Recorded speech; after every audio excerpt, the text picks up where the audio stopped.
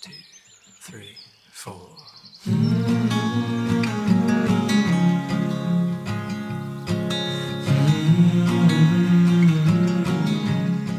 Thank you, everyone, for joining us this afternoon.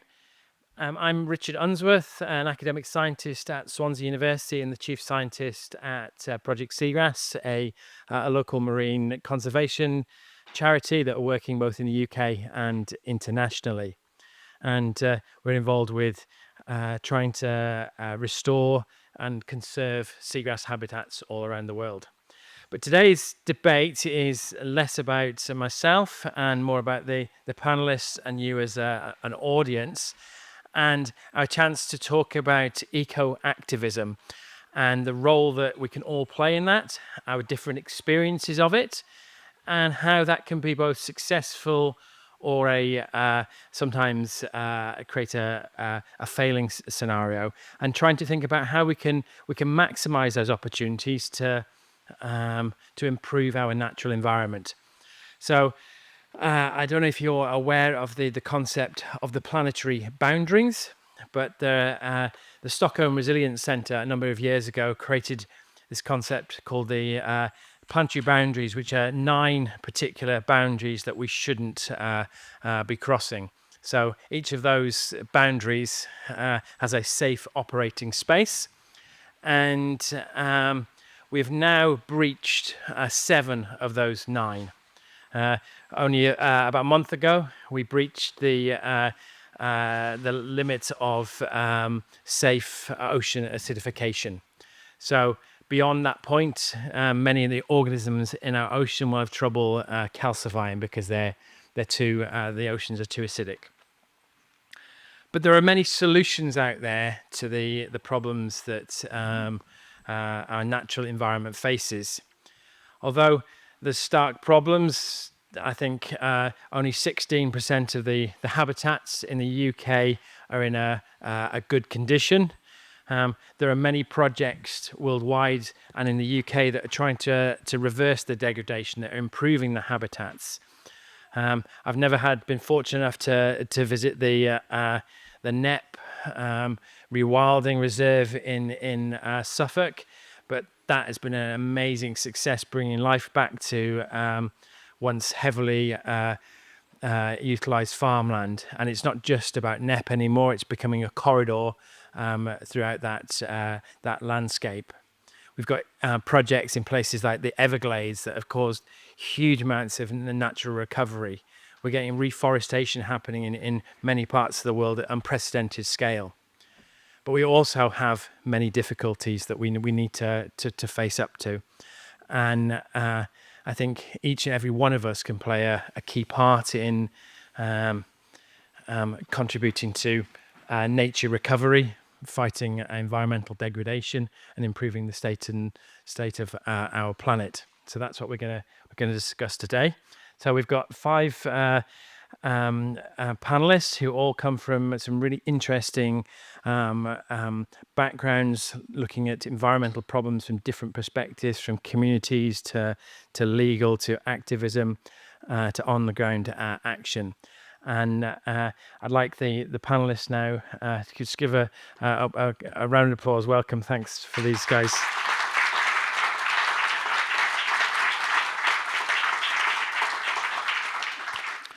And Neil, could you start by introducing yourself and then passing the microphone? Yeah, sure. Hello, I'm Neil Kingsnorth. Nice to see you. Some of you have probably seen me across the weekend representing the kind of nature-based social enterprise that I co-run with Dina, my wife. We put on some of the talks over the weekend, but over the last unbelievably quarter of a century, for me, I've been involved in a variety of different types of environmental projects and activism roles. I was the head of activism at Friends of the Earth for about 5 or 10 years. I worked at CND for a few years doing activism there, and in poverty organisations, and in other types of kind of solutions-based projects like delivering community-based orchard projects right down on the ground in communities. So I've got a bit of a taste of kind of a range of different ways of trying to make change, I suppose. Hi, I'm Leonor, for those who weren't at my previous talk. I'm a lawyer at Leigh. I work on environmental and human rights cases, including the pollution claim of the rivers Wye, Lug, and Usk, which I spoke about a little bit. But so my eco-activism is kind of by being a lawyer and working on these types of cases. Pnawn da, I'm Hannah Garcia. For the last 12-ish years, I've been co-running a very small social enterprise in Cardiff called Green Squirrel.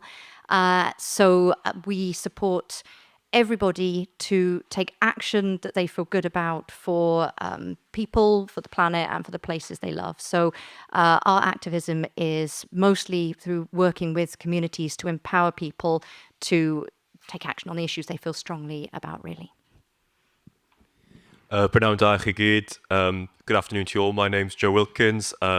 I'm an ecologist and rights of nature campaigner, which we might have a chance to get into in a little bit. But at the moment, I'm freelance, working a lot actually with farming and builders actually at the moment on those conversations that perhaps aren't as agreeable in some cases, and trying to work in that space a lot. I also chair National Trust Cymru's Regional Advisory Committee and sit on the EU for Ocean Advisory Board, working on ocean literacy across Europe. So kind of a lot in policy spaces where I'm focusing my work at the moment, which is exciting as policy ever gets. So yeah, that's me at the moment. Hi, I'm Olivia Sprinkel. I'm an author. I've written a book called To Hear the Trees Speak, which was published in May 2025. And that was really came out of a desire to tell a different story about climate change and engage people in the climate crisis through the perspective of the trees. And I also write poetry, involved in a local group, also a nature connection guide and a sustainability consultant. Thank you.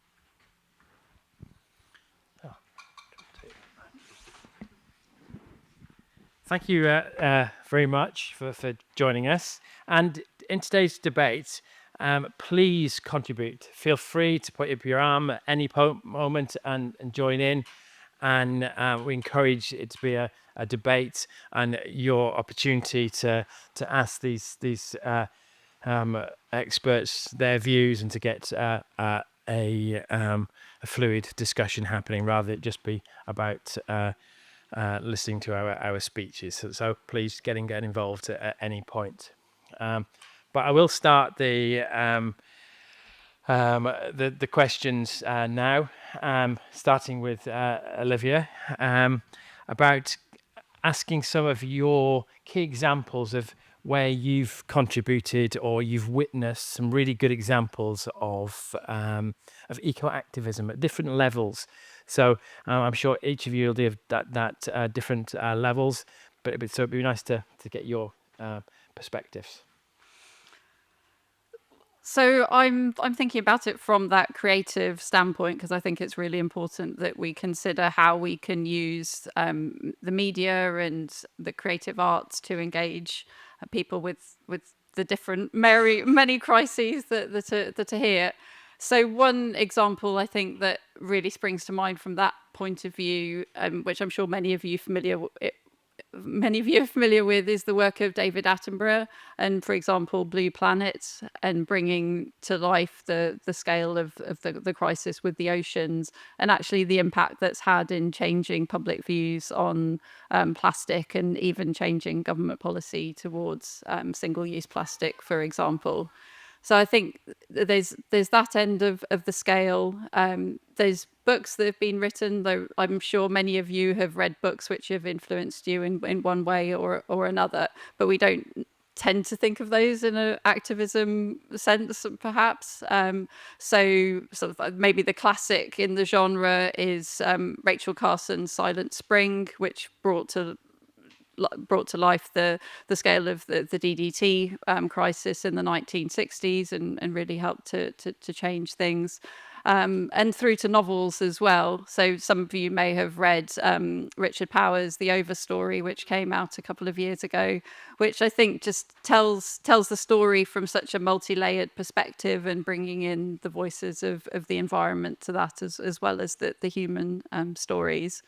And I'm sure many of you are familiar with the poems of Mary Oliver, for example, as well, which I think looking at like what the role is that we can play in terms of just slowing down and appreciating what's around us, which I think then really forms a really strong basis for us to take action. So often we think that it's sort of action that needs to happen out there, but I really do believe that it does begin with us and paying attention to what's happening around us, and then that gives us the strong basis to work from.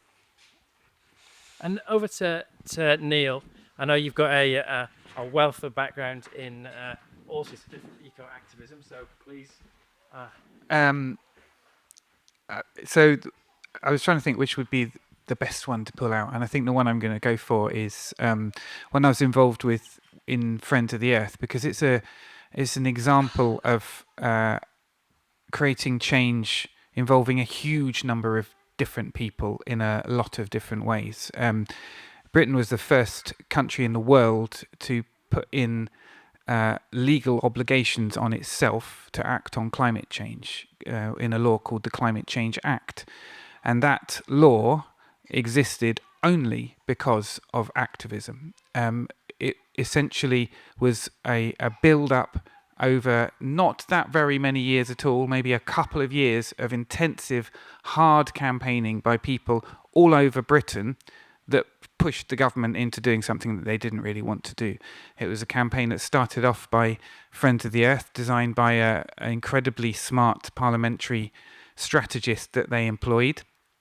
It involved Friends of the Earth is an interesting organisation because it's an international federation, and at least constitutionally, its model is from the bottom upwards. So it has local groups dotted all over Britain and all over the world, and they are independent and they campaign on the things that matter to them in their own communities, but they also kind of combine their power to try and push up more if they can kind of push all in the same direction all over those communities across Britain. And then each individual Friend of the Earth in the world, in its own country, is independent, but they all kind of work as this big federation. It's the biggest actually grassroots environmental organisation in the world as a result of that. So applying that model, Friends of the Earth worked out that there was an opportunity to put in a law to force this government to reduce carbon emissions, and worked with the local groups, mobilised localised campaigning down on the ground, getting out on the streets, getting people to sign postcards, because this is in the days before the internet, or at least the internet activism, meeting with politicians day in, day out, going to them, making them say, will you sign up with us? Will you support us? No? Okay. Come back next week, do it again and again and again. Meanwhile, you had your parliamentary activists. You had brilliant people working in the media to try and bring over supporters one way or the other and to get into the news in every possible opportunity. I remember one when I was dressed up as a scuba diver in the centre of Sheffield, standing by the fountains there, holding a photo up so we could get into the local paper about it. And that kind of stuff was happening all over Britain. And then we brought in other organisations and built it into a huge coalition. And so you had Greenpeace, you had WWF, you had Save the Children, you had all these massive, and they all mobilised their members as well. And again and again and again. And I think one quick lesson I think you can find when you're trying to push for change with politicians, many of whom are very good people, but they've learnt not to show weakness ever. So you will often find, you'll very rarely hear a politician hear maybe. You will hear no, yes. And you just have to keep going against those no's, because eventually they'll say yes. And they're probably quite often nearly at the point of saying yes, but they won't say maybe. They'll only say no until they are forced to say yes. And so that's what the Big Ask campaign achieved. And so we became a world leader in climate change as a direct result of activism. And you can point to the pros and cons of that law and how well Britain's doing and stuff, but that is an example of how change can be created directly as a result of people power. Please tell us about the sort of bottom up from Green Squirrel in Cardiff. I'm fascinated to hear. Well, not necessarily an example from Cardiff, but I think some of the most successful and effective things that I've seen going on is where local grassroots climate action groups have set up hubs. You might have one near where you live. They're quite often in sort of a disused M&S or, sort of meanwhile use in shops. And they bring together lots and lots of opportunities for people to learn about the issues, to take action. And I think these are particularly effective where they don't explicitly label themselves as a climate action hub. Because, of course, if you ask lots of people on any high street, or if you've got 5 minutes to come pop in the climate change hub, and, most people are, I don't know about that, maybe not. But if you say to people like, do you want to have a cup of tea and maybe pick up a bundle of pre-loved baby clothes and find out what's going on in your community? Well, then, yeah, maybe yes. Of course, so many climate solutions that are at our fingertips are solutions to many of the other issues facing our communities. If we can create space, make use of space that isn't otherwise being used, or even take it back off, large companies and brands, and create space for people to come together without a really strong or really specific climate action activist agenda, but really just to make that space for people, I think that's incredibly powerful. That's where the best possible solutions emerge. That's where people know who they can connect with, and they say, "Hey, I've got this idea. I really want about the air pollution levels. Maybe I can find a couple of other people who feel the same. We can start a monitoring project, whatever it is." Zero in Guildford, which I'm not sure if they're still going. I know they had to move out of their building, but they did a fantastic job of creating this welcoming, caring hub where you didn't feel you had to be an activist or an expert or even have any interest or experience in the topics to come in and have a voice. So I think that's, for me, those grassroots hubs really work as an example of good practice. First of all, I think the first thing I'd like to mention is December 2022, the United Nations and the countries gathered in Canada to sign, or to debate and then sign, the Kunming-Montreal Global Biodiversity Framework, which is now setting the sort of guiding policy, or at least the vision, for the rest of these national goals, which is what Wales is currently working on at the moment. So if anybody's interested, the Environmental Governance Bill is currently working its way through the Senedd, so please do engage. They'll be putting out calls for information, and I'm sure there's places to get involved. But I was working very much at that point from a youth perspective as part of the Global Youth Biodiversity Network, and we were there till 3 a.m. in the morning, which is when the negotiations were finishing most days, pushing for inclusion of language around intergenerational equity, talking about that it's not just short term. You can't have this framework that only applies to 2030 or 2050. It has to look beyond that. And at the last minute, we managed to get support from enough countries that it became part of the language, that it's now written in as a guiding principle, is this intergenerational equity, which is something that links well to Wales with the Future Generations Act.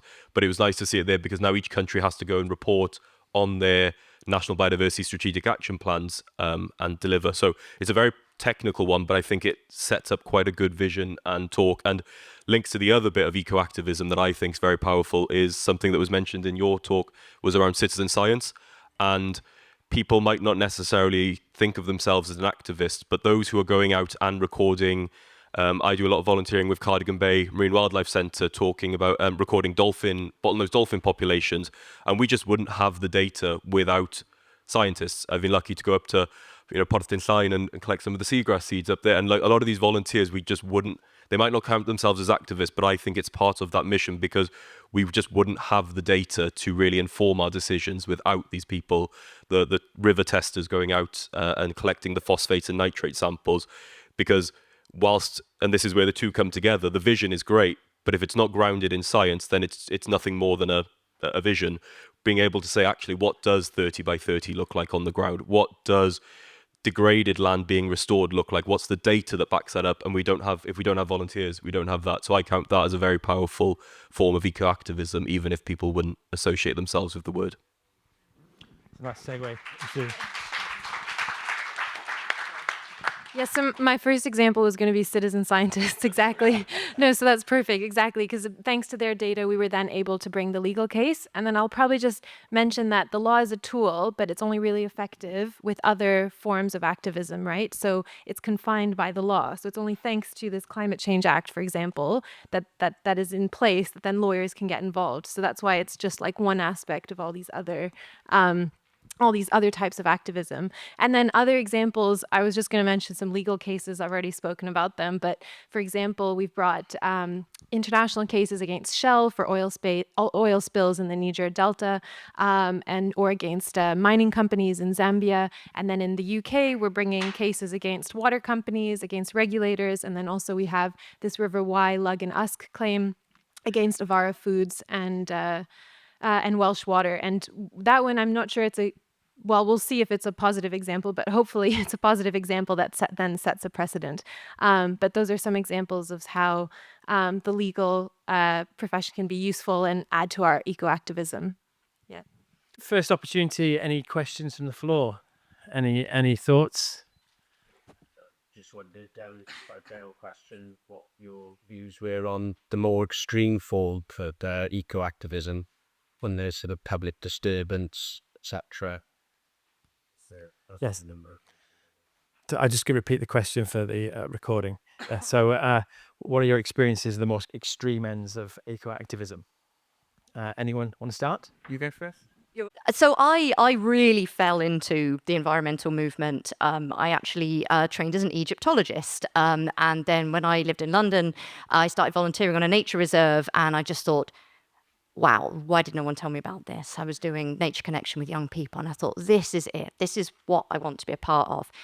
But if you told me then, when I was in my early 20s, that I would end up sitting in Rhodes for this cause that I believed in later in my life, I would have said, no way, absolutely not. But in 2018, I got involved with Extinction Rebellion. I later got involved with Just Stop Oil.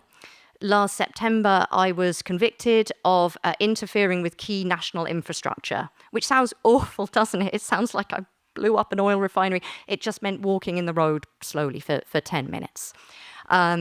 Genuinely, just that. So a criminal record. It's not something that I ever set out to do, but I've become a really strong believer in the power of peaceful, direct action. I completely understand where people are coming from when they say, oh, it's turning people away from the cause, it's causing more harm than good. I do get where that is coming from. And of course, I've had doubts when I've been blocking roads and that sort of saying, oh my goodness, is this right? But the research, and there is increasing amount of research around the power of disruptive action, civil disobedience, and there's a much greater level of support for it. Here in the UK, 66% of the population say they actually support non-violent, peaceful, direct action. And I really feel that the thing that is, I guess, the missing piece of the conversation is the idea that those activists are going out there to be liked, because they're not. They're not going out there to be liked. They're not going out there to convince anybody who doesn't believe that we're facing climate catastrophe. They're not going out there to try and persuade anyone to go home and put solar panels on their roof. They are trying to create space at the edges of the conversation. They're trying to create opportunities for where radical action makes more moderate policies or conversations more acceptable. And the research shows that it does work, that people are not turned off the cause. I don't think it's perfect. I think it's messy. I think it has to be. And I think all movements are learning as they go. We're seeing that right now with Defend Our Juries and what they're doing around the Palestine Action Ban. I don't think it can be perfect, but I think if we wait around for a perfect movement, it's not going to happen. So I think it's a powerful tool that we have in our toolkit alongside all the other things that we're talking about here today.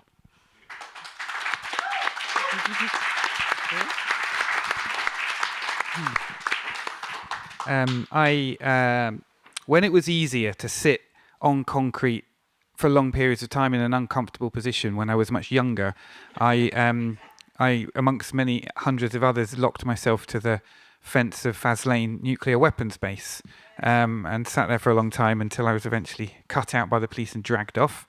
And that got me a criminal record as well. It's cleared now because it's so long ago. Similarly, at CND, I organised a much scarier a blockade of an American military base in Yorkshire. they've got really big guns inside those bases, so that was a bit scarier. But in both cases, I think the important thing to emphasize, exactly as you say, is that those were just one action as part of a much, much bigger thing. On their own, they weren't going to achieve very much. Their main aim was to try to get attention to things that people weren't paying attention to. And they did quite a good job of that at the time. But you don't really create an awful lot of change just by locking yourself to a fence. But I think it's really important to say you don't create a lot of change just by asking nicely either. In fact, you don't create any change by asking nicely.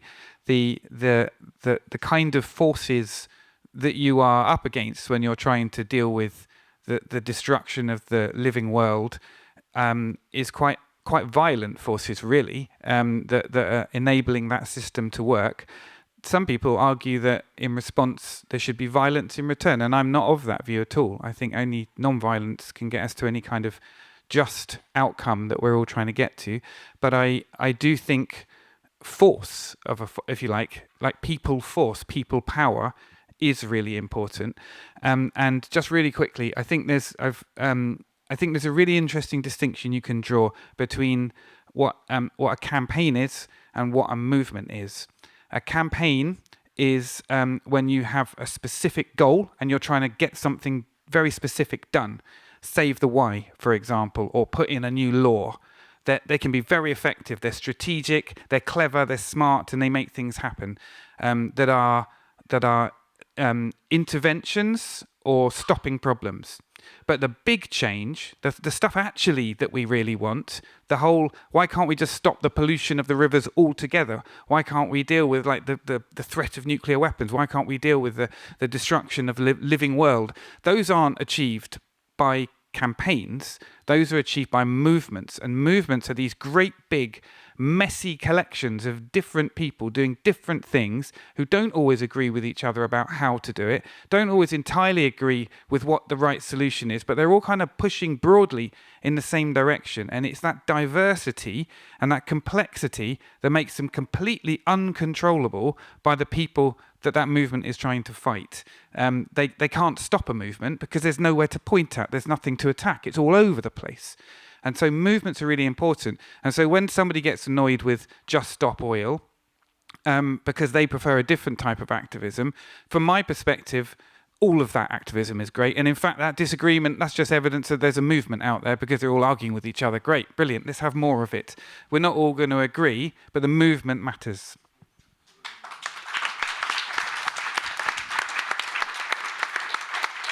Did anyone else want to respond to that? Nothing. I completely agree, because I think my job is, like I said, a lot in policy, but I don't think I'd be even in these rooms without some of this more direct action, because it's what has shifted the needle far enough to allow us to even go and have these discussions around climate change and in these spaces. The only thing I wanted to add was from personal experience growing up in sort of mid-Wales.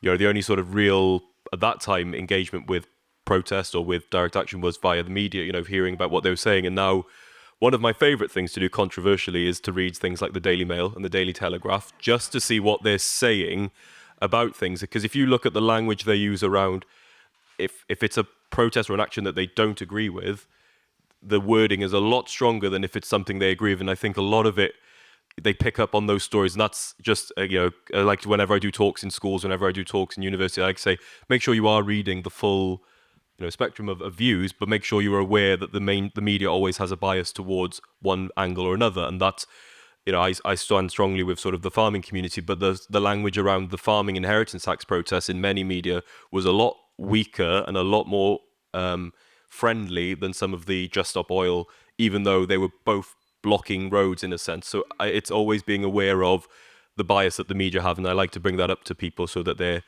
and I think in this day and age where Facebook people read a headline and that's their opinion, is always questioning it but that's just, I completely agree with everything said on that.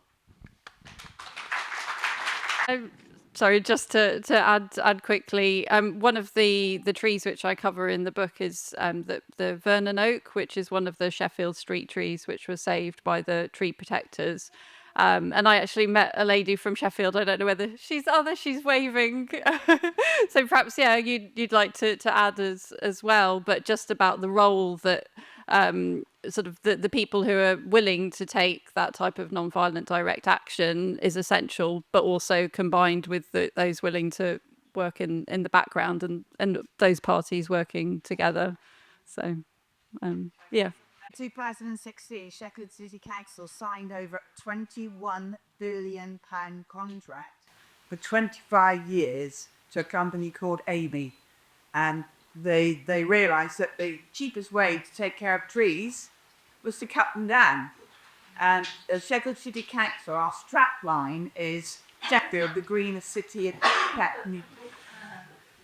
figure. So it wasn't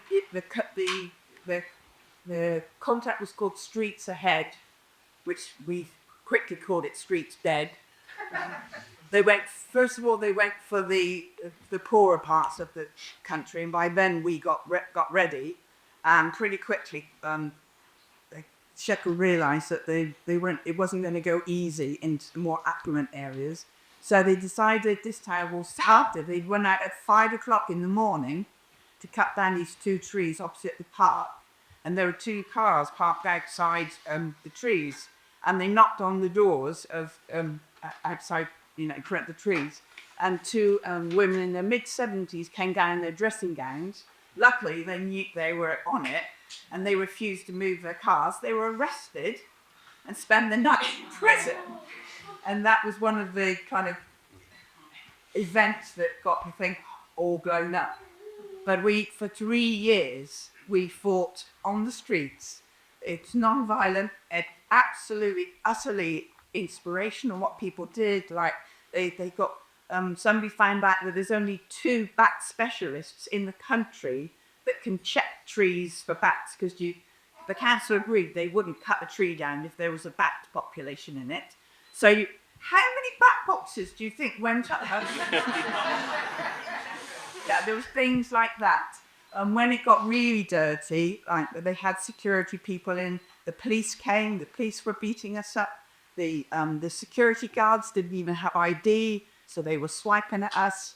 It was just extraordinary. I mean, we'd be out at 6 o'clock in the morning in snow defending trees. We had HQ. If we were all looking out our windows in the morning, you saw a Shenzhen council band going by with plenty, with foam HQ, and then there'd be a crowd of people out on the street. It was absolutely fantastically organised. It was just brilliant. I'm so proud to be a part of it.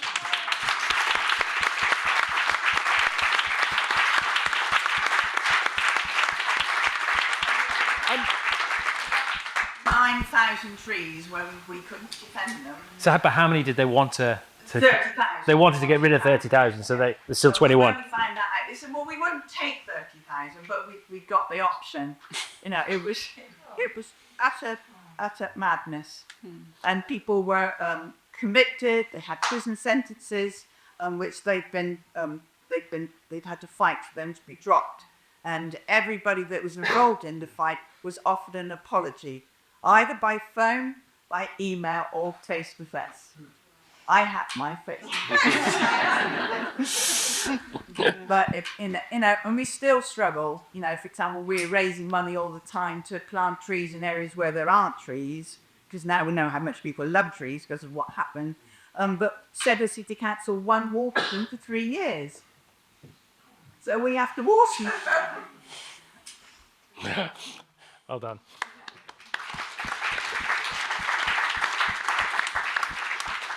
There's a few more questions at the back. Hi. I just wanted to ask a question. I'm Leonor's colleague from Leigh. Really interesting listening to you. I wanted to ask about representation, the importance of representation in activism, in eco-activism. So I want to hear your thoughts on representation, kind of justice and intersectionality. I know you guys kind of touched upon it, but the importance of that even in our line of work too, representation and ensuring that is, I think it's a great question. Who wants to kick off understanding representation in eco-activism? Any takers? Yeah, it's a really important question, isn't it? Because look at our panel. I think there's no simple solution to it, is there? I work in an area of Cardiff called Splot, or Splo. Let's get it out of the way. Splo or Upper Roth. It's an area that would be described as deprived or experiencing multiple challenges. It's a really, really diverse area. And I'm very, very aware that the people in that area are much less involved in climate action, action for nature, than people in more affluent areas of the city. I'm also really aware that people living in that area, in our area of Splot, have a struggle day to day to get by. There is a lot of food poverty. There is a lot of fuel poverty. We are in a grey desert. I work on a street with over 250 houses on it and 2 trees. One of the trees has been snapped in half and has had a tyre hanging off it for 2 years. It is a huge ask of people in our community to, on top of what they're already doing to get by, to take part in climate action as it looks now. I think the challenge for us all in this movement is twofold, really. The first is to support campaigns and campaigning and movements which ensure people's basic needs are met, that promote equality in all of its forms, so that everybody has is able to exercise their right to have a voice in this conversation, which is extremely hard to do if you are struggling day to day, or if you are, absolutely not everybody can safely go out and be arrested. There's obviously so many barriers. So I think that's part of it. I think as environmental activists, we need to fight for equality and basic needs being met as part of our job. And I think the second part of it is that we need to change the kind of opportunities we create to get involved in the movement. We need to think about how and when people work. We need to think about caring responsibilities, about childcare, about the kind of spaces that we use to hold events in, about who we put on our flyers and our posters. We need to open everything we do up in quite challenging and radical ways. And I don't think that's easy. But it has to happen, otherwise we'll continue to function inside a bubble, a lovely bubble, a bubble that's full of people doing amazing things, but it's always going to be limited.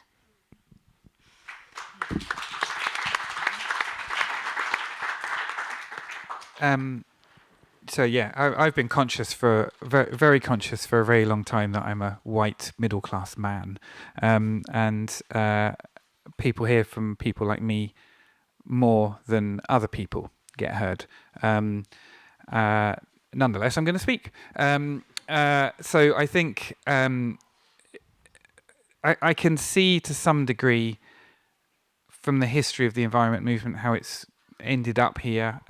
People that were passionate to stop impacts organised and started to fight against the source of those impacts, and in doing so, in some cases, have bypassed the people that are actually directly affected by those impacts. And as the years have gone by, so it's become more and more obvious that it's the people that are directly affected by impacts that should be sitting at the very heart of trying to help drive how the solutions are delivered, and participating and shaping the narrative about that. So in some cases, that's like you say, you can look at the panel and there's a particular skin color up here and things. But you can also talk about representation in terms of community. It's really easy to try and deliver change onto a community. It's much, much better if you're trying to deliver some sort of change if you're not personally from within that community, to find the people in that community that are affected and work with them and ideally enable them to drive the change forward. A really nice example, actually, of that is the anti-fracking movement in Britain. You might know we don't frack for oil in this country, and we very nearly did. They set up rigs to try to do it. Again, there was direct action, there was walking in front of lorries, and there was all sorts of incredible types of legal action and so on. But in each case where this was happening, the organisations that were maybe putting in the resource, because they had the resource to enable these campaigns to happen, gave the power to the community much more to drive forward how they wanted to take action, how they wanted the campaign to occur, and their voices were at the very heart of in each case how fracking was held back in each of those communities. And as a result, it added up to much more. So I think, representation, the environment movement is conscious, I think, of its lack of sufficient representation, and some parts of it are moving better than others in dealing with that. But also, I think it's really important to get down to the grassroots and ensure that whoever is the affected, whether it's in this country or from other parts of the world, that their voice is at the absolute heart of how change should be happening and how their community can respond. Leonor? I always like to say there's a really good quote, and I forget who it's by, but it says sort of environmentalism without social justice is just gardening. And it's like a very good quote that brings up that, we do need to look at these issues.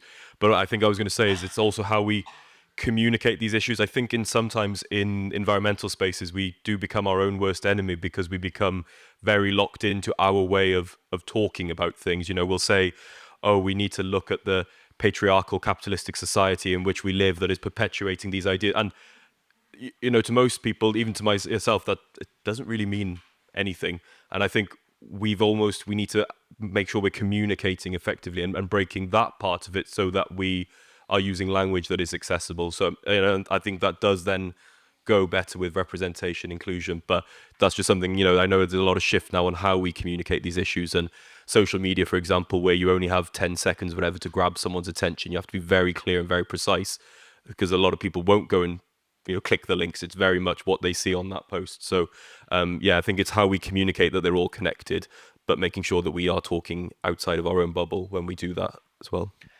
Before I move on to some other questions, there's a few hands up.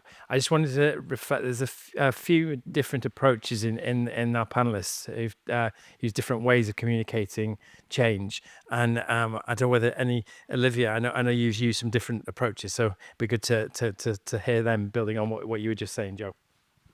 Thank you. And just specifically on that point, I was at an event recently where there was sort of this discussion about, well, how can we involve more people from the community? It was around trees, that there was this particular area where there was a lack of trees and new development, and trees weren't being considered as part of that. And the answer that came out of that was really around health. That trees are essential to people's physical and mental health. They help combat air pollution. This was on a particularly busy road, etc. So sort of like to that point is like, how can we think about it in terms which are directly relevant to people? Like, people are concerned about their health and their children's health. So framing it in those terms. And perhaps what you're referring to, so I'm involved with a local writing group, which is been working with Albari, who some of you may know, who have successfully fought for rights of the river for the river Ouse, which is fantastic that they've succeeded in gaining those rights of the river. But we worked with them on a project which was specific to one of the local chalk streams. So those chalk streams are an incredibly rare habitat. There are only 200 chalk streams in the UK. They're under threat like all of the rivers in the UK. So as a group of writers, and then also working with a local artist, we put together a booklet, which was then part of a bigger festival. So using poetry and art to raise awareness. So perhaps I can read the brief poem if you like, if you had like a little poetry interlude. Forgive me, I've just got it on my phone. And we also ran an event where we did a poetry walk along the chalk stream, so it's not terribly long, so we're able to walk from near the source to the river, which is a fantastic way to engage people and get them to see the chalk stream in a different light. Sorry, I'm just trying to navigate to Right. So this was a poem I wrote called A Winter Walk, and one thing to note that the stream's called the Winterbourne, which means that it only rises in the winter and then in the summer it dries up. So a lot of the time people just see this sort of dry, empty riverbed in the middle of the town, which then just becomes a place for rubbish, etc. Come wander with me by the Winterbourne that rises as the winter dawns. Come listen with me to the song of the stream, its rushes, hushes, calms and storms. Come rest with me by a cauldron of aquamarine, whirl of bubbles, foam, energy bordered by green. Come find with me the lean young alder tree, bending to rustle prophecies we cannot see. Come feel with me the beetle engraved bark, the aliveness of water before it disappears into dark. Come wander with me by the Winterbourne and let your sense of seasons be reborn.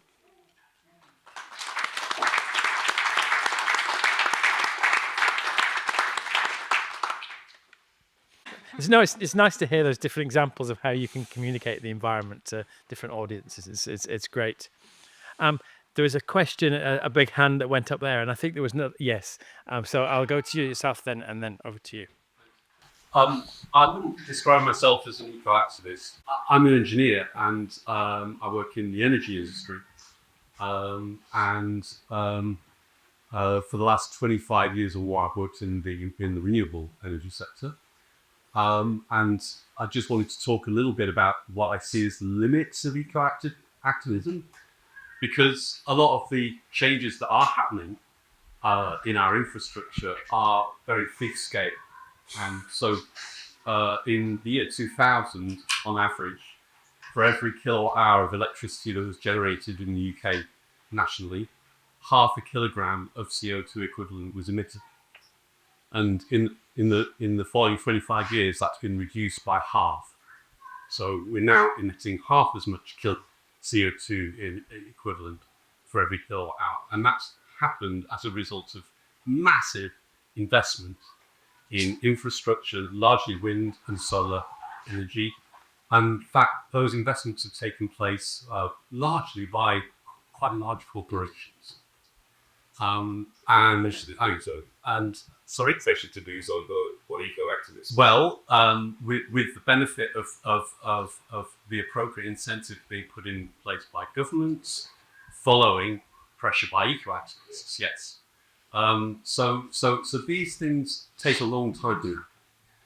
And I think what I just wanted to talk about as well is the role of people who are working in that sector. So there's a great large number of people now working in wind energy and solar energy and other types of development. And there's a lot of scope for people to apply their talents and their knowledge in all sorts of other ways, whether it's around the circular economy and all kinds of stuff to do with smart use of materials, whether it's redesigning cities so that they work better, there's less need for personal transport and all that kind of thing. And I just think there's for me to be part of that in my professional life, to be doing something that I believe in and be part of a community of other people who are working on similar things is a different way in which I can express my values and my beliefs. And although I'm not saying that's a better way of doing it than the other order, I agree completely with the comments that were made about the movement, that having a broad mass of people who believe in something and want to see change is a very powerful thing. But I think understanding that there's also a role for commercial organizations, for big money, to be used in a positive way is something that we must lose sight of. Yeah, I totally agree. Have you guys got any perspectives on that? It'd be nice to hear, because I think that is a very key part of environmental change. I can start. So as I also work as a sustainability consultant, I completely agree. Like, having worked with corporates, that every job should be a sustainability job. And there's a like phrase, will start where you are. So if you are working in a company, then that's a brilliant place for you to start. You can like make your views known internally, and that's only if people do have the title sustainability in their job, that's only going to make their job easier if they know that there's that pressure internally. And also if you're applying for a job, like companies really notice that, okay, we're hearing a lot from potential employees that they want to know that they're joining a company which is actually trying to make a difference, and that all helps to create change. So I think that internal movement is massive, and thinking about where emissions come from. So I just saw a project drawdown chart on the way here, which is that 25% of emissions in the UK are from energy, about 25% are from agriculture, and then 21% are from industry. So those are the three biggest sectors which can affect change. Apologies, I'm not sure if that was UK or globally, but I think, and also in terms of pressure from shareholders as well, I think that's another way that change is happening, because companies have to take notice of what their shareholders are saying. And there's a lot of talk at the moment about an ESG backlash, partly driven by Trump. So it's even more important that all of us ensure that this ESG backlash doesn't go any further, and that we keep pushing forward. Any point? Your point makes me ask a question, which is how, as a movement, and sort of including the professionals working in the field as well in that movement, is how do we take up more media space and more space in the public imagination? Because I think for a lot of people, if you talk to them about renewable energy, if you talk about the many advancements and changes that are coming, that are here now, the climate solutions that are already available to us, I believe from lots of conversations with people that for most people it still feels very fringe, as solar panels on the roof, especially, in some of the areas that I work in. It's not something that people see as available to us now, as change that is inevitable, that it is happening right now. The narrative is still being driven as kind of sustainability initiatives, as you say. There's a backlash here. It's still being seen as quite fringe, and I don't think we're getting as excited as we could or should be about the climate solutions we already have. So I don't have an answer. I suppose it's more of a question. I'd be happy to hear what anyone thinks. But how do we make more noise and take up more space to say there's really exciting change happening now? How does anyone want to respond to that? At the floor or at the panel? There's a hand up there. Hi there, I'm part of Tin Nat here.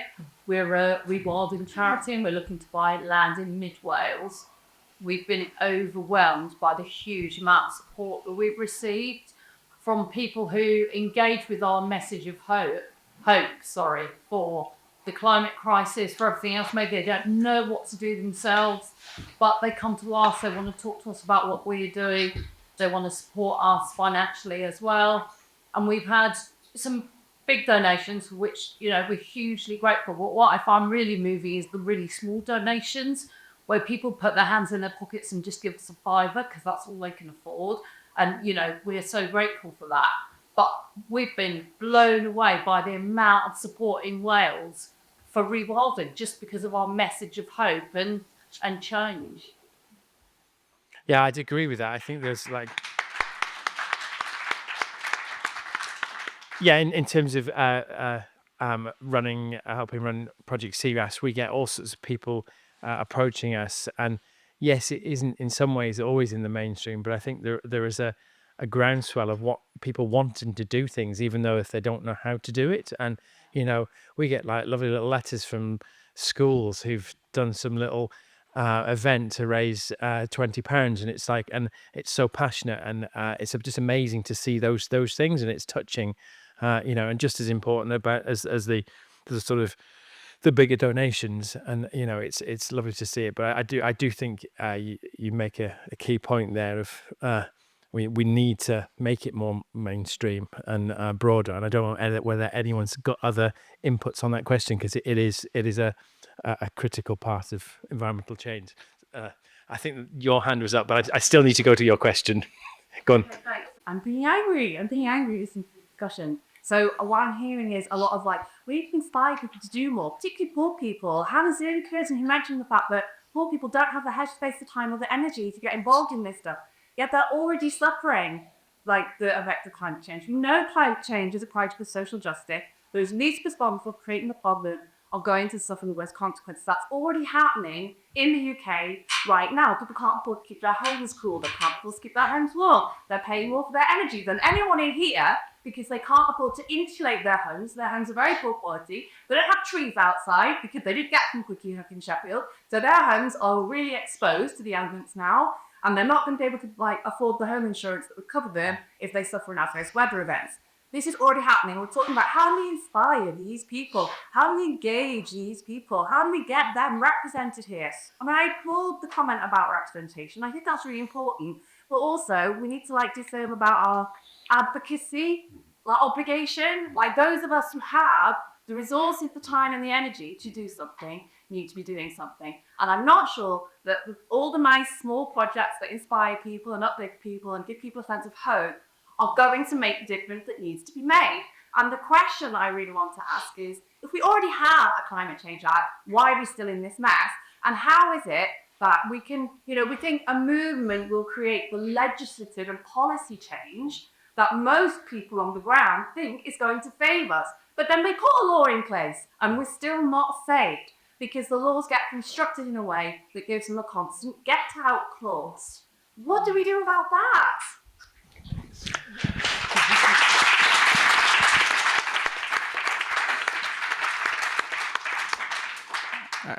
So I share your passions. I don't entirely agree with everything you said there. So one thing I would pick up on, towards the end of that, around the Climate Change Act, for example, it takes me back to something that came up earlier on, which is that the forces that anyone who is trying to improve the world are up against are huge and are violent and are very, very keen to resist change, or if change occurs, to then dismantle it and return back to where things were. So the worst thing that anyone can do if they achieve some form of change is to go, there we are, great, that's done. The job to do after you have create some kind of change, like a Climate Change Act, for example, is immediately start to address the fact that the Climate Change Act isn't strong enough, doesn't set the right levels of targets, doesn't hold people to account fully, and then try to improve it, whilst also defending it against all the forces that will immediately start to mobilise to try to get rid of it again. So I think that's important, and that's your answer for why the Climate Change Act hasn't delivered the scale of change that it should, because of course that was Britain, that wasn't a global Climate Change Act. Wouldn't it have been great if there could have been mobilisations all over the world similarly that created them in all the countries that then defended them and so on? It's not a simple game that you can win with one campaign win, which is why these movements are complicated and they take ages and they're deeply frustrating. The other thing I would say though, I don't really, I don't know how this is going to come across, so I don't really agree that people you refer to as the poor people don't have the headspace to be able to address these things. I think the risk of that, and I totally get where you're coming from, I understand where you said it, but I think the risk is that talking like that leads us to the conclusion that therefore the sort of wealthy middle class people need to do it for them, and I think that's a really dangerous route to go down. Well, that might be one solution, yeah, which is a big movement kind of thing, because equalising an economy is not going to happen through a campaign. It's like the stress of living with constant sleep deprivation. People can't look outside when they're in that.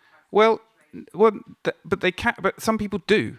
That's just a harsh reality. It is the fact that people that are directly affected are also people that are often fantastic activists and campaigners that drive change down on the ground. Many of them can't. They're overwhelmed, but people do. And it's important that where resources exist, we can channel those resources towards those affected communities. We talked about representation earlier, so I think it's really important that the voices of the people that are affected are the ones that are given power to make that heard. And sometimes they have the voice and sometimes they don't. I think it's dangerous for us to kind of do it for them. And I also think there's stuff to do with language, like we talked about, some of that stuff you said earlier. And also this discussion, we're talking about eco-activism. Could you think of a term that's going to put most people off more than eco-activism? It's a terrible term. But if you talk about, getting rid of this problem in your community, or trying to improve this set of conditions, or driving this total injustice you're facing day to day, and your poverty and the struggles you're facing, people can start to relate to that. And we can talk to people in their language rather than our language.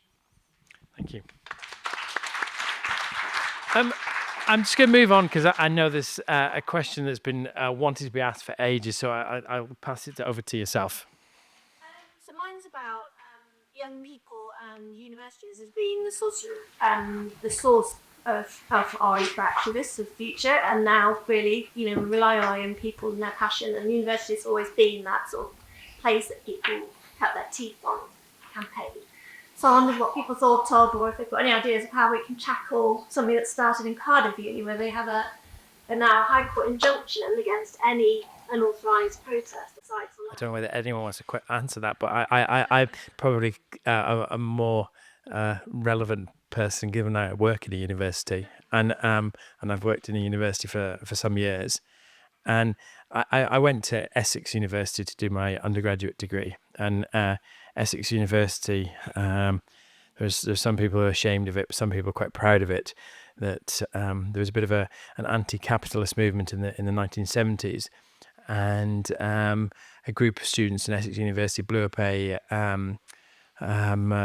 some sort of department store in the centre of Colchester, and there was sort of one of the key terrorist examples in the UK and the mainland, but a lot of people don't know that, and it was always a very lefty socialist sort of university, very, very active.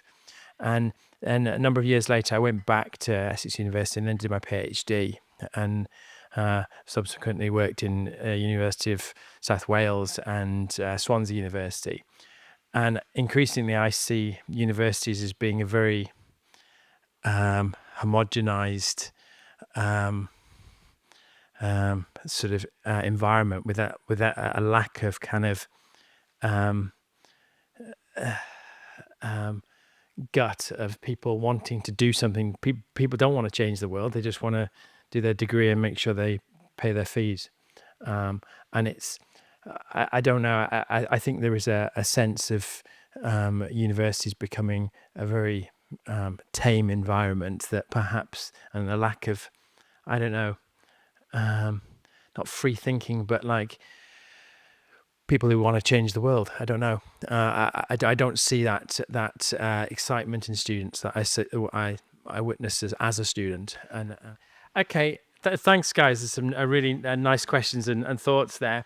I don't think we've got a huge amount of time left with this debate, but I sort of this discussion segues into my last question, which is to ask the panelists and others to contribute, is how do we need to progress different forms of eco-activism to make a better job at changing the world? Bit of a big question, but over to you guys to answer. I need some time to think about it. So quite a lot of this is kind of seems to be arguments from the left, and my politics is left. I'm the Labour Party. But what I would say is I'm wondering about, on one side, that there's a lot of kind of emotion, anger, froth, that kind of over time stretches over to the window and things might happen. On the other side, there's capital, there's entrenchment, there's really, really effective lobby groups. I wonder whether the quickest way to achieve anything is to almost hack the capital system, as opposed to somehow try and deconstruct it, act against it, whatever, because it's really, really good at protecting itself and it's really, really good at countering. We know this. You know, the way that we're going to fill the, country with windmills, and solar farms is by making it so there's a capital incentive to do it. And then the system will just fill up the country with those things. And then I think there's probably other things to do with the way that energy is traded, which has to be dealt with, which is a separate issue. But in my mind, that's, if you make it so it's cheaper, to do that, and there's capital incentives to do that, surely the system will drive itself. I mean, shoot me down, but I just wanted to inject that side because I wonder about speed. If that's the way to do it. You also had a quick hand up, sir, before we go to the panelists. Firstly, I used to be a school teacher. I also set up and successfully campaign stock factory in Wales. I also set up the Green Party and made it one of the biggest Green parties in Wales for a while. And the secret to all those successes is really finding a way to communicate with people that makes it relevant to them. So, I've got kids interested in meanders by explaining how it helped with fishing and stuff like that. With Bridgend Green Party, we've got most of the members from there from Betters, which is the spot of Bridgend, by going out and helping filling grant forms to instate their homes and stuff like that. So it's all about trying to find ways of communicating to engage people. Well, that's what I'd say.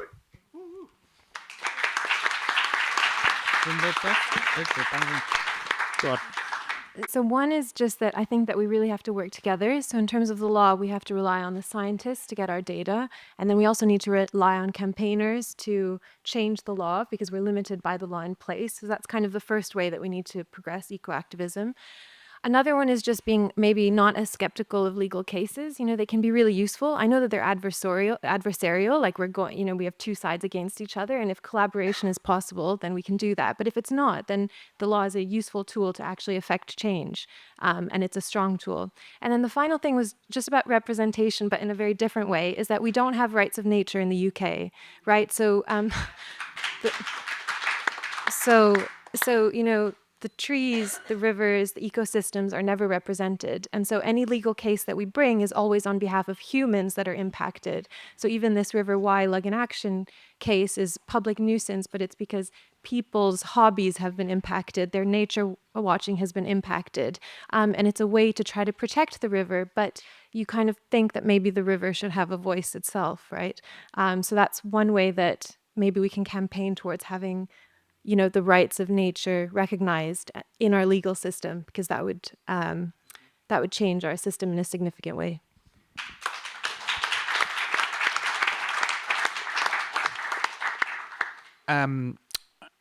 So I think a weapon that's used by the forces that maybe are pushing in the opposite direction to the one that most of us, I'm sure, want to go in, the weapon that they use frequently is fear. Fear of others quite often, and drives us back to this sense of trying to be representative and trying to bring as many voices into the room and understand as many of those voices as we possibly can. So the only weapon that we have in return to fear is hope. And I don't actually care if that sounds cheesy because it's still true. It is absolutely the weapon of anyone who wants to get to a better world is hope, because it's hope that gives us the energy to drive forward to something a bit better and to believe that actually we can get there in the face of things that look disastrous and depressing. So against the othering of each other, we have to go towards togethering and trying to understand each other, trying to enable different voices into the room and to celebrate that diversity of people and that diversity of tactics that delivers the change that we're trying to get to. And it takes a long time, and it's really frustrating when you're looking at all sorts of terrible things happening. I think it's also important to understand these sorts of conversations.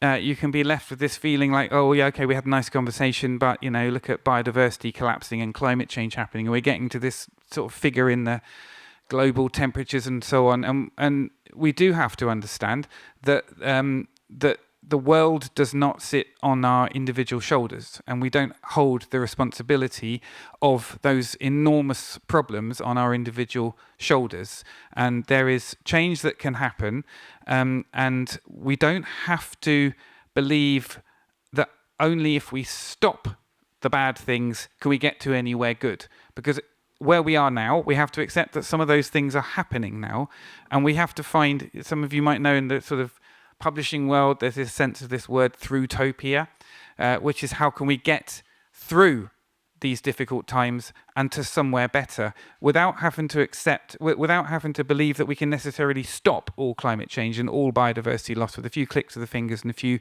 new laws in place. Some of that stuff's going to happen, but that doesn't mean we shouldn't be trying to build to something better in the future and learn how we can make it work better. For me, the answer lies in community and in collaboration within community. We are apes. We really need to work at a smaller level together in delivering the kind of change that we can create down at the local level. So in place of fear, we have hope. In place of globalization, we have localization. And these kind of things can take us to a place where we can start putting impacts down on the ground that paint a better future. And we can learn from that, hopefully, together. And I think that's the only way to go. I really do.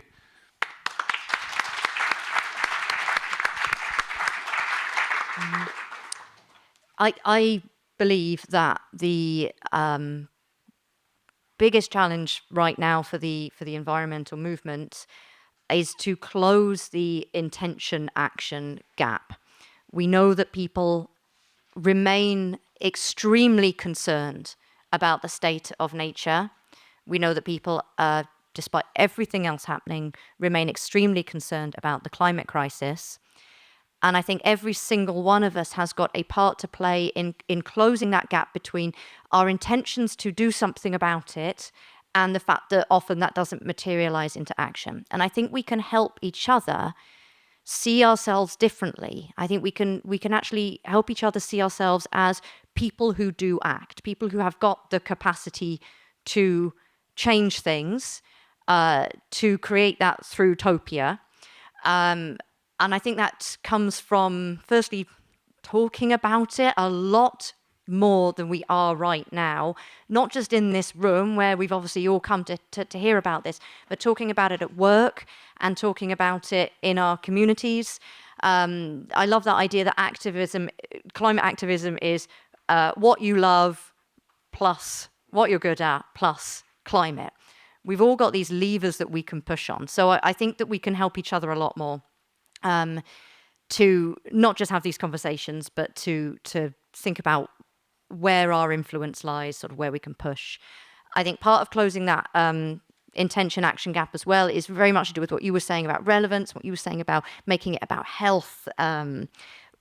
There's almost an argument that we stop talking to people about climate change and that we start talking about fairness and we start talking from a place of shared values that we can get to the same sort of starting point rather than getting constantly sucked into this question of is it happening, whose responsibility is it, what is going to save us, but actually we bring the conversation back round to is it fair? Are we living in ways that are good for everybody?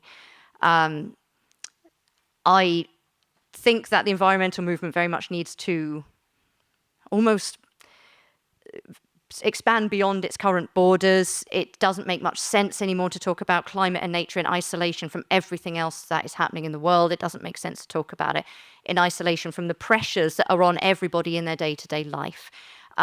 So I would say that for all of us, whether we do talk about health, whether we talk about well-being, whether we talk about jobs, whether we talk about housing, that we find those ways in and we bring everyone else along with us and say we can all have a part of this story.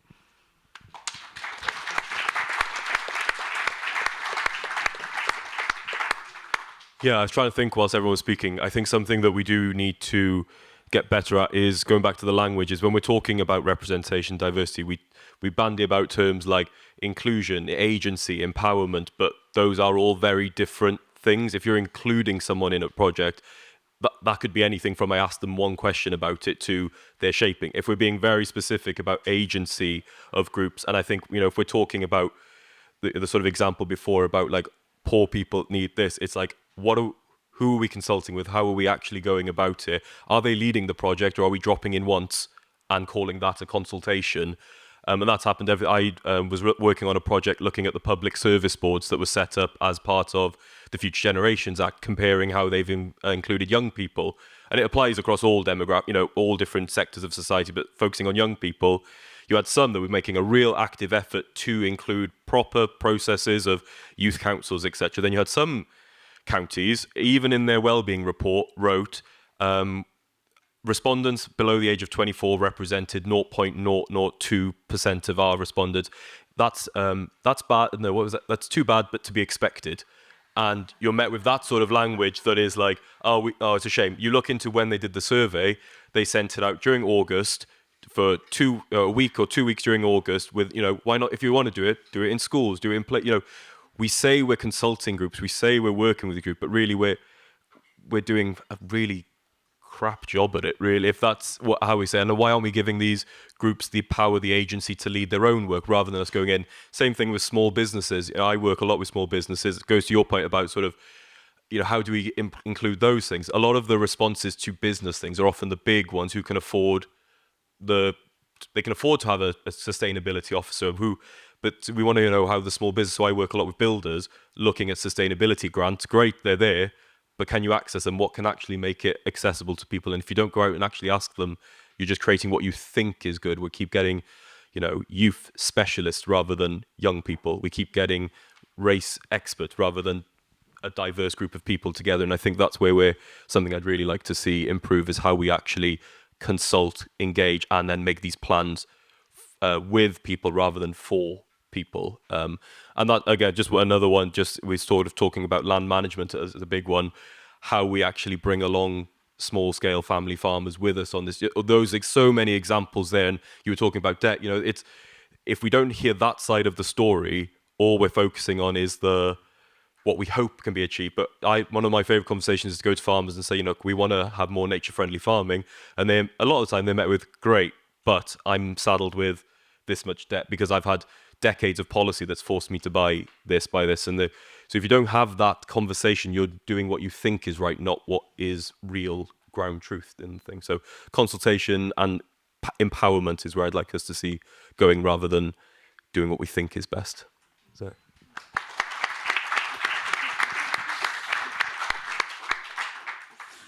Well, I'd say yes to everything that's been said already. Perhaps just a few points to add.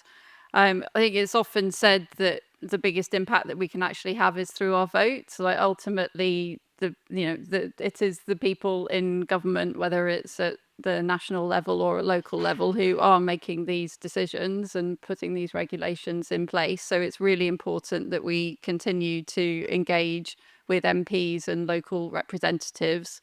For example, there was a mass lobby, I think it was a couple of months ago, when people were invited to actually go into Westminster and meet with their MP. And I did that, and I found that like a powerful experience. Like, it's just to go, and I got my MP to ask a particular question to a DEFRA representative. So that was don't know. It wasn't, probably didn't change the world, but it was a way of showing that people are interested.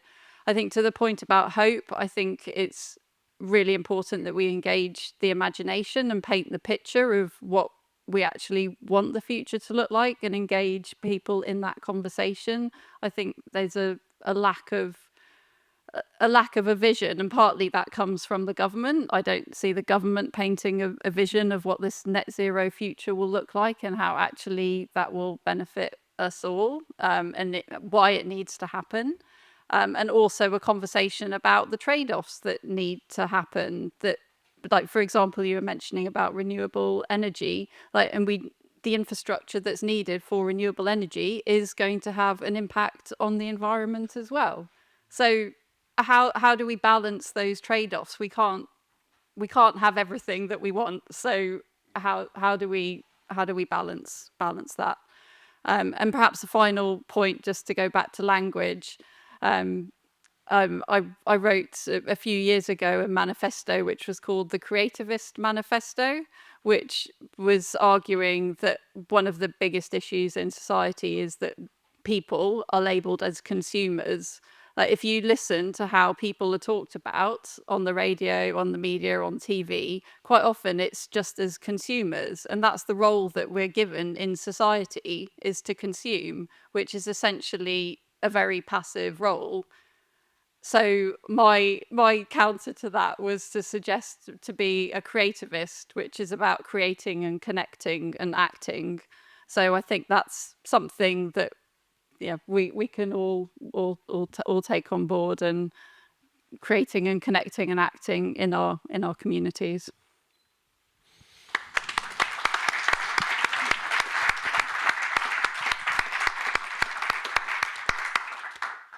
One last final point. There's a hand up there. I'm going to pass it over if you want to also respond to that. It was a point of inspiration, really. I heard on radio last week that a woman married the River Avon. I just wondered, if we organise a mass action where we marry every single river? I heard there was Welsh speed dating. Maybe it could be like speed dating with a river later on. And on that optimistic note, there's lots of discussions of hope. And I just wanted to thank everyone in the audience for being such a great audience and being part of the discussion rather than just listening to it. And it's really nice to hear different opinions coming to the floor. So thank you very much.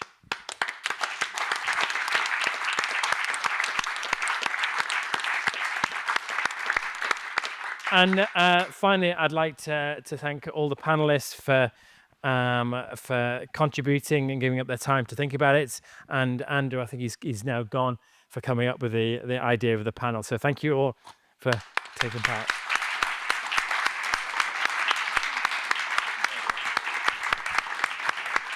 And have a great festival. Enjoy.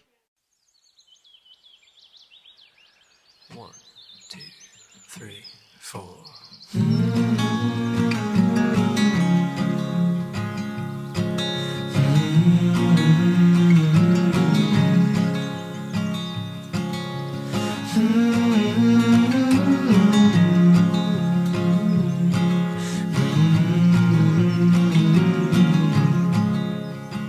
How can you miss someone you've never met?